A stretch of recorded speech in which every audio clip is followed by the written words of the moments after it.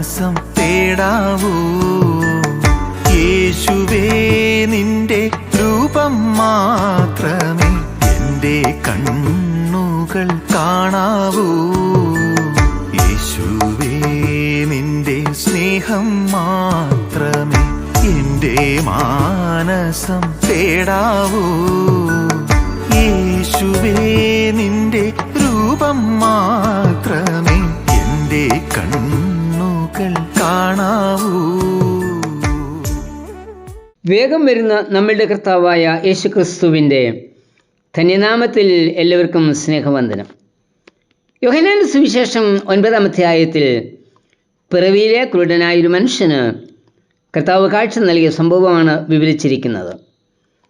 ഈ സൗഖ്യമാക്കൽ പ്രവർത്തനത്തിൽ യേശുവും കുരുടനായ മനുഷ്യന് മാത്രമല്ല ഉൾപ്പെട്ടിരിക്കുന്നത്. അവിടെ ശിഷ്യന്മാരുണ്ട്, പരീശന്മാരുണ്ട്, കാഴ്ച ലഭിച്ചവൻ്റെ അമ്മയപ്പന്മാരും ഉണ്ട്. ഈ സംഭവത്തെക്കുറിച്ച് പഠിക്കുമ്പോൾ ഇവിടെ പറഞ്ഞിരിക്കുന്ന 4 വിഭാഗത്തിൽപ്പെട്ടവരിൽ നാമും ഉൾപ്പെട്ടിരിക്കുന്നു എന്ന് മനസ്സിലാക്കാം. ഒന്നാമത്തെ വിഭാഗത്തിൽ ഉൾപ്പെട്ട വ്യക്തി വഴിയരികിൽ ഭിക്ഷ യാചിച്ചു കൊണ്ടിരിക്കുന്ന കുരുടനാണ്. യേശു ശിഷ്യന്മാരും ആ വഴി കടന്നു പോകുമ്പോൾ കുരുടനായ മനുഷ്യനെ കണ്ടു. യേശു നിലത്ത് തുപ്പി, തുപ്പൽ കൊണ്ട് ചേറുണ്ടാക്കി അവൻ്റെ കണ്ണിന്മേൽ പൂശി ശിലോഹം കുളത്തിൽ പോയി കഴുകുവാൻ പറഞ്ഞു. അവൻ പോയി കഴുകി. ഇപ്പോൾ അവൻ കാഴ്ചയുള്ളവനാണ്. യേശു നമ്മുടെ പാപങ്ങളെ കഴുകിക്കളയാത്തിടത്തോളം നാമും ഈ മനുഷ്യനെ പോലെ അന്ധന്മാരാ. യേശു നമ്മുടെ ആത്മീയ കണ്ണുകളെ തുറക്കാത്ത പക്ഷം നമ്മുടെ യഥാർത്ഥ നിലയിൽ നമ്മെ കാണുവാൻ കഴിയില്ല. അതുപോലെ മറ്റുള്ളവരെയും അവർ ആയിരിക്കുന്നത് പോലെ കാണുവാൻ നമുക്ക് കഴിയില്ല. യേശു നമ്മുടെ കണ്ണുകളെ തുറക്കണം.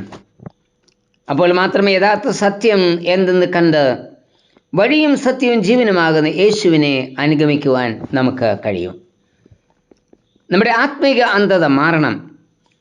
ഈ മനുഷ്യൻ്റെ ആത്മീക അന്ധത മാറി.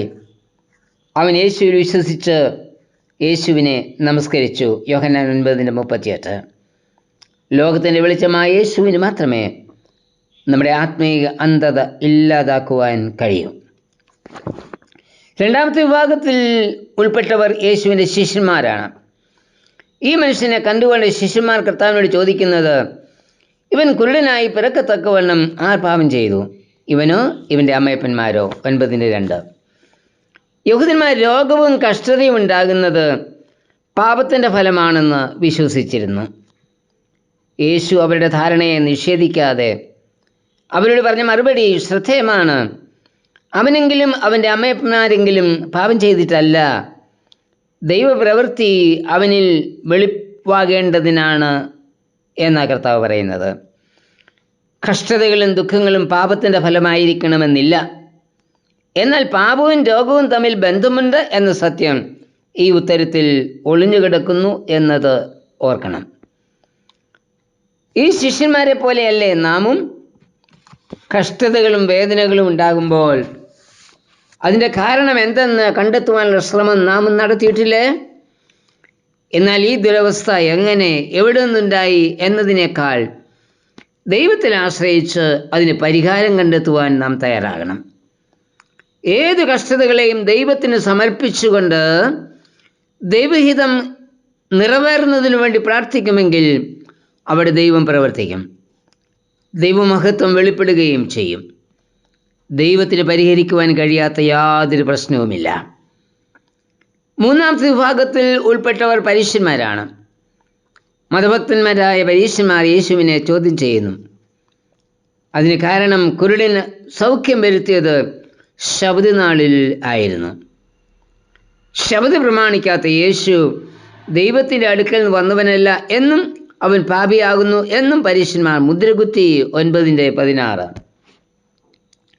പരീശന്മാരെ പോലെ ഒരു മനുഷ്യൻ സൗഖ്യമാകുന്നതിൽ ഉപരി സഭയുടെ ചട്ടങ്ങളും നിയമങ്ങളും പ്രമാണിക്കുന്നില്ല എന്ന് ചിലപ്പോഴെങ്കിലും നാം പറഞ്ഞിട്ടില്ലേ? അങ്ങനെയെങ്കിൽ നാമും പരീശന്മാർ തന്നെയാണ്. വെറും ബാഹ്യ ആചാരങ്ങളും നിയമങ്ങളും മാത്രം പ്രമാണിക്കുന്ന കപടഭക്തിക്കാരല്ലേ നാം? നാലാമത്തെ വിഭാഗത്തിൽ ഉൾപ്പെട്ടിരിക്കുന്നവർ കാഴ്ച പ്രാപിച്ചവൻ്റെ മാതാപിതാക്കന്മാർ ആണ്.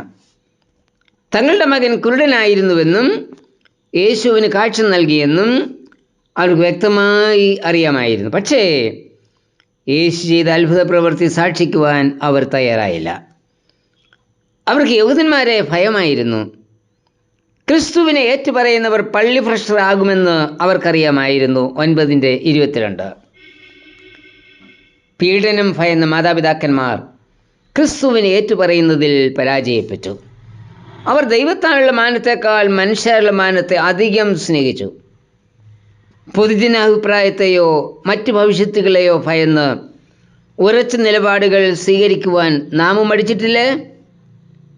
ഭയപ്പെടാതെ കർത്താവിൻ്റെ സാക്ഷിയാകുവാൻ കഴിയണം. നമുക്ക് കാഴ്ച പ്രാപിച്ച മനുഷ്യനിലേക്ക് തിരിച്ചു വരാം. പരീശന്മാരുടെ ക്രോസ് വിസ്താരത്തിൻ്റെ അവസാനം അവൻ യേശുവിനെക്കുറിച്ച് പറഞ്ഞത്, യേശു ദൈവത്തിൻ്റെ അടുക്കൽ നിന്ന് വന്നവനാകുന്നു. 9:33.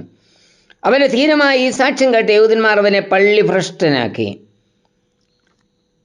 ആത്മശക്തി പ്രാപിച്ച് സത്യത്തിന് വേണ്ടി നിലകൊള്ളുന്ന ഭക്തന്മാരെ പുറത്താക്കുന്ന മതഭക്തന്മാർ ഇന്നുമുണ്ട്.